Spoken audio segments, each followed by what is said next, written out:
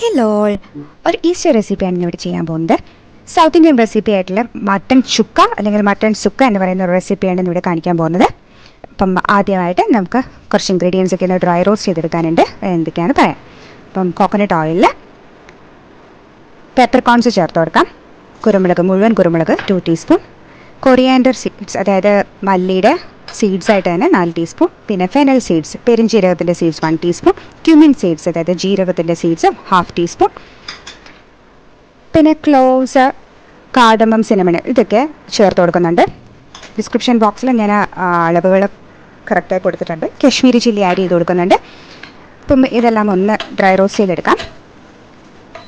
ഒരുപാട് over heat ചെയ്യരുത്, അങ്ങനെയാണെങ്കിൽ അതിൻ്റെ കറീൻ്റെ ടേസ്റ്റ് ഒന്ന് മാറിപ്പോകാൻ ചാൻസ് ഉണ്ട്. അപ്പം ജസ്റ്റ് ഒന്ന് പൊട്ടി തുടങ്ങുമ്പോൾ നമുക്ക് ഓഫ് ചെയ്യാം.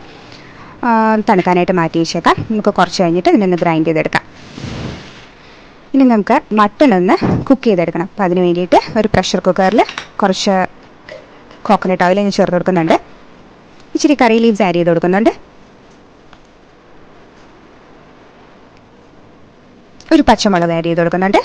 നടുക്കെ കീറിയിട്ടുണ്ട്. ഇതിലേക്ക് നമുക്ക് മട്ടൺ പീസസ് ആഡ് ചെയ്ത് കൊടുക്കാം. വളരെ ടെൻഡറായിട്ടുള്ള മട്ടണാണിത്, വളരെ സോഫ്റ്റാണ്. കുറച്ച് മഞ്ഞൾപ്പൊടി ആഡ് ചെയ്ത് കൊടുക്കുന്നുണ്ട്. ഇച്ചിരി സോൾട്ട് ആഡ് ചെയ്യുന്നുണ്ട്. ഒന്ന് ഹൈ ഫ്ലെയിമിൽ ഒരു 2 to 3 minutes ഒന്ന് കുക്ക് ചെയ്തെടുക്കുവാണ്. ആൻഡ് ഒരു 1/2 കപ്പ് വാട്ടർ ആഡ് ചെയ്ത് കൊടുക്കാം.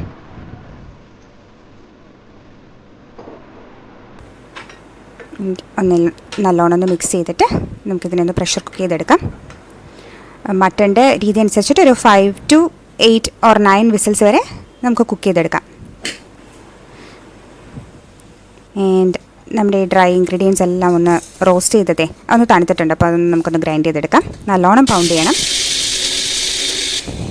നല്ലോണം പൊടിയൊക്കെ കിട്ടിയിട്ടുണ്ട്. ഇനി നമുക്ക് മെയിൻ പ്രിപ്പറേഷനിലേക്ക് പോകാം. കുറച്ച് ചുവന്നുള്ളി ഞാൻ എടുത്തിട്ടുണ്ട്, ചെറിയ ഉള്ളി കോക്കനട്ട് ഓയിലും ഒന്ന് സോട്ട് ചെയ്തെടുക്കാം. പെട്ടെന്ന് സോട്ട് ചെയ്ത് കിട്ടാൻ വേണ്ടിയിട്ട് ഇച്ചിരി സോൾട്ട് ആഡ് ചെയ്ത് കൊടുക്കുന്നുണ്ട്. ഫ്ലേവറിന് വേണ്ടിയിട്ട് കറി ലീവ്സ് വീണ്ടും ആഡ് ചെയ്ത് കൊടുക്കുന്നുണ്ട്. നമ്മൾ കുക്ക് ചെയ്ത് വെച്ച മട്ടൺ റെഡി ആയിട്ടുണ്ട്. അപ്പോൾ അതിനെ ഒന്ന് ഇതിലേക്ക് ആഡ് ചെയ്ത് കൊടുക്കുവാണ്. ലോ ഫ്ലെയിമിൽ വേണം നമ്മളിതൊന്ന് കുക്ക് ചെയ്തെടുക്കാം കേട്ടോ. അപ്പോൾ മസാല പൊടിച്ച് വെച്ചതെല്ലാം ഇതിലേക്ക് ചേർത്ത് കൊടുക്കുന്നുണ്ട്. അപ്പോൾ ഫ്ലേവർ നല്ലോണം മട്ടണിലേക്ക് പിടിക്കണം. അപ്പോൾ വളരെ ലോ ഫ്ലെയിമിൽ കുറച്ച് സമയം എടുത്തിട്ട് 5-10 മിനിറ്റ് എടുത്തിട്ട് ഒന്ന് നല്ലോണം വഴറ്റി ഡ്രൈ ആക്കി എടുക്കണം. നമ്മുടെ മട്ടൺ സുക്ക എന്ന് പറയുന്നത് കുറച്ച് ഡ്രൈ ആണ്. അപ്പോൾ ഇത് തയ്യാറായിട്ടുണ്ട്. വളരെ ടേസ്റ്റി റെസിപ്പിയാണ്. എല്ലാവരും ട്രൈ ചെയ്ത് നോക്കണം കേട്ടോ. Thank you.